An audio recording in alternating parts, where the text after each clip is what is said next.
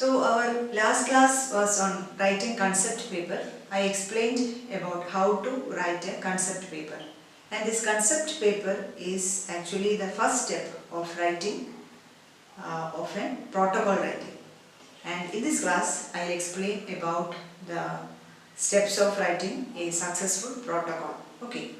So there are actually 7 steps in writing a successful protocol, and it starts with the first step is identifying the topic. That is very important, and also along with topic you should have a research question and also an objective. Okay, so identifying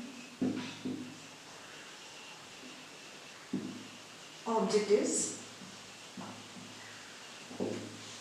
and after that comes the outlining of a concept paper, 1 page concept paper.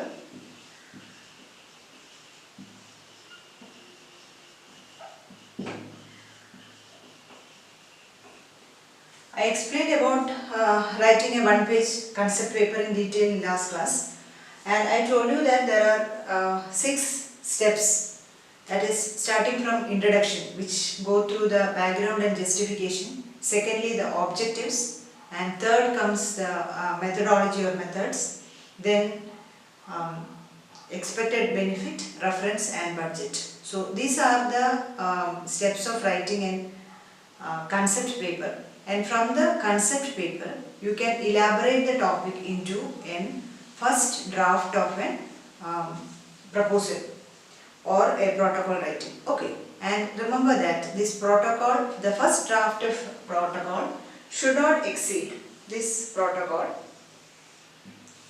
This should not exceed 2000 words, ideally.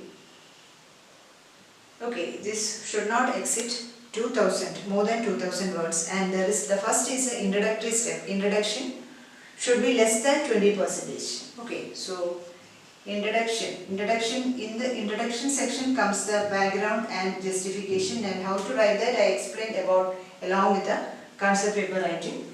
And introduction should be less than 20% of the total length of the protocol. Write only 5 to 10 key references. Okay. And this is about the protocol. From the concept paper you will get the title, you will get the research question and objective. And using the objective, you can derive the study design. According to the objectives, the study design comes. In the concept paper, the first thing coming is the introduction.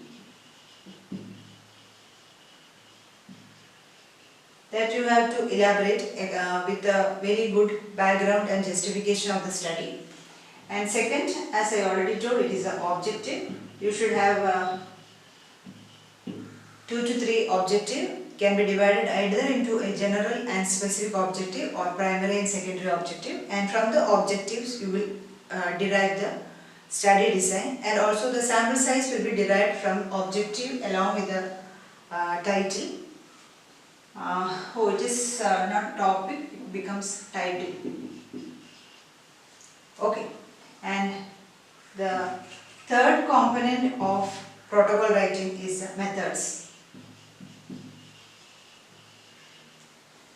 Method section is very important, and there are so many subheadings that comes in the method section. So as I already told, the introduction including the background and justification should be less than 20% of the total length of the protocol, and after that comes the objective, and then comes the methods, which occupies the major part of the protocol writing. And under the methods, the first thing comes is the study design. So in the study design you have to explain how the objectives leading to indicators and what is the type of study. I am not again explaining that different types of studies, it was already explained once. So the type of study can be either a descriptive study or it can be an analytical studies, and also you have to mention about the logical arrangement, whether it is a retrospective study or whether it is a prospective study. Okay. So retrospective, that is you are going backward, or prospective, you are looking forwards. Okay. Then The second coming is, after this comes the intervention. If you are using any intervention, you have to describe that in detail. Okay, interventions. This intervention is used only in clinical trials and also if you are planning a community-based intervention trial. And if you are using an intervention, you should be clear of what is the intervention you are planning and who all are getting, that is what is the two groups, that is the control group and what is the experimental group. Okay, who, and then when, at what time you will introduce that intervention and how you will use that intervention.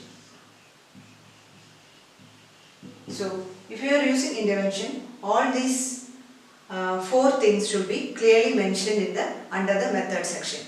So third is the study population paragraph.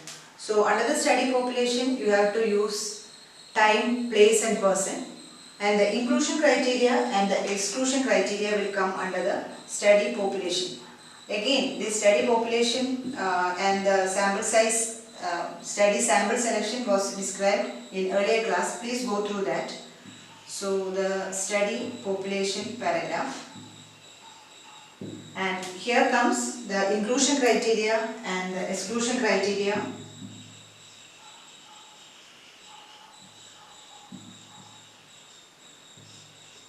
You can add the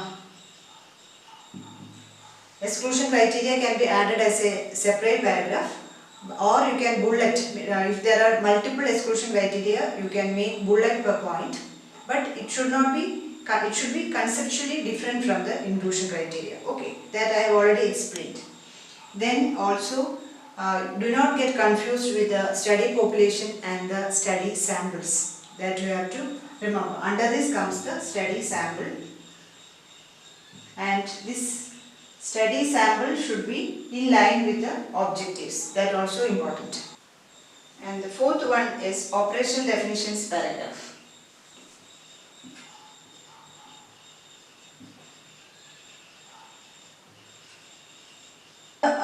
Operational definitions, if there are already existing definitions which can be adopted to the study, it is the better one. And these operational definitions should spell out, you have to spell out and justify the key outcomes and key exposures in the operational definition. Both key outcome and exposure. And these operational definitions should be very specific, and also the clarity should be there, and along with the operational definition use the references if applicable. And it is always better to stick on to the standard definitions if it is applicable in your study. Procedure paragraph.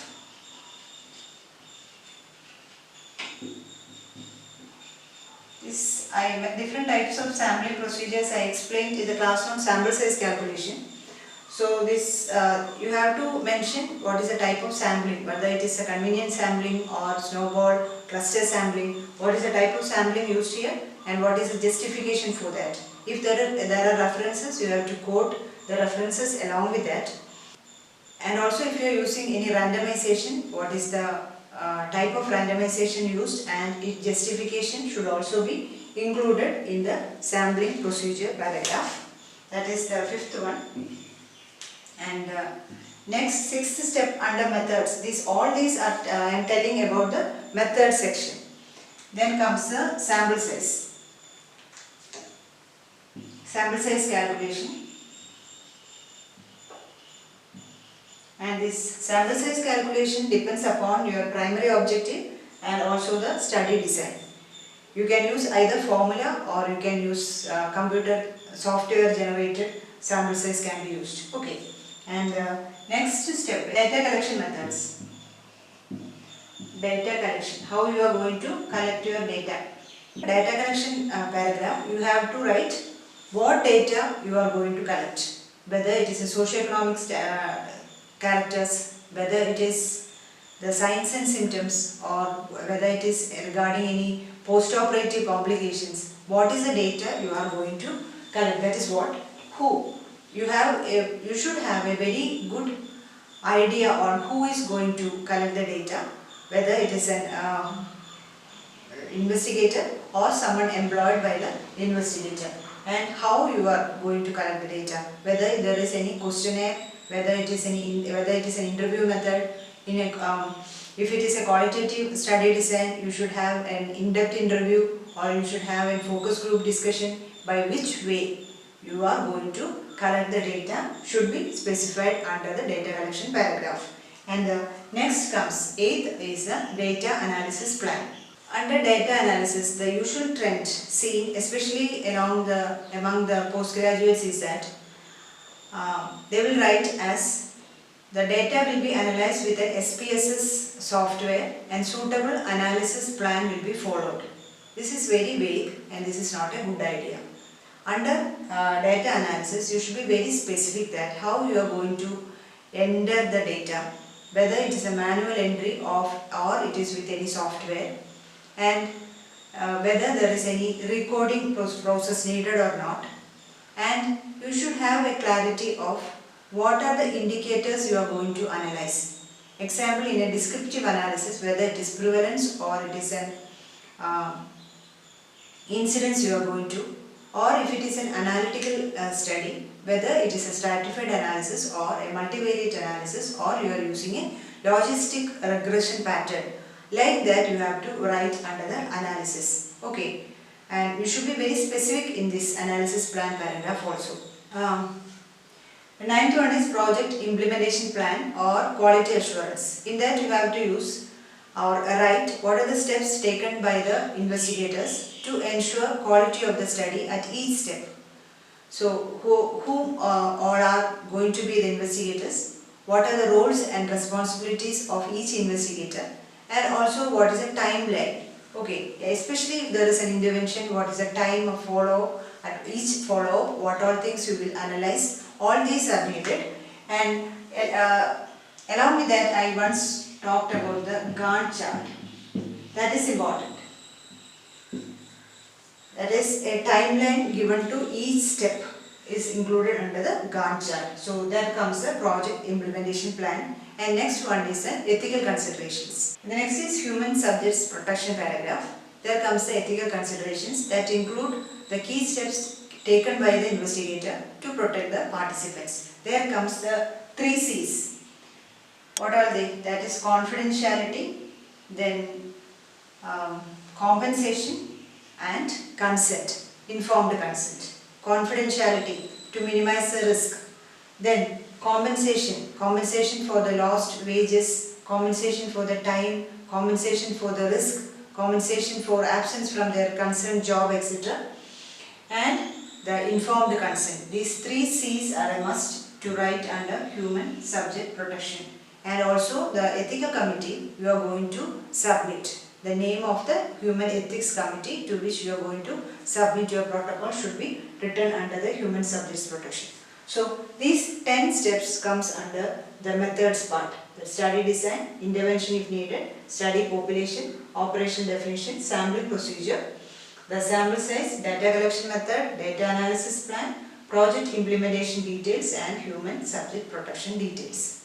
After writing the method section in the draft protocol, next you have to prepare the instruments and annexes. Instruments is mainly the data collection instruments, whether it is a questionnaire, if it is a questionnaire, whether specify whether it is validated and pre-tested one, or you are using or adapting from any standard one, you have to make it into your local language. As I told earlier, the translation and retranslation or back translation into English is essential for that.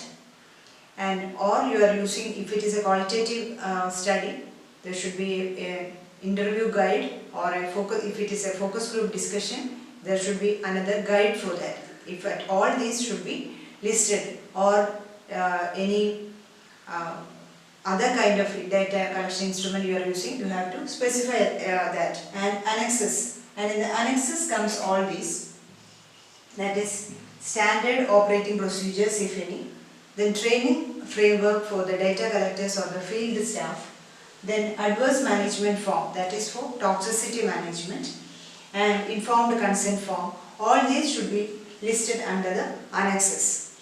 So with this, the draft protocol or your first draft will be over, and after this you have to submit it for review, your peer review. You can discuss it or show that with your colleagues. You can present that to your department committees. Like that. Next step, the sixth one is submitting for peer review. And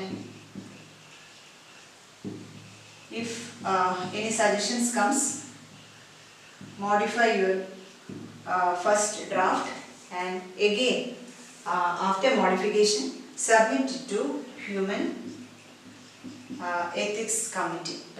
If all the steps are there in a systematic manner in your project proposal, then it will be very easy for you to conduct your study without any objections, and also keeping a very good quality standards. Thank you.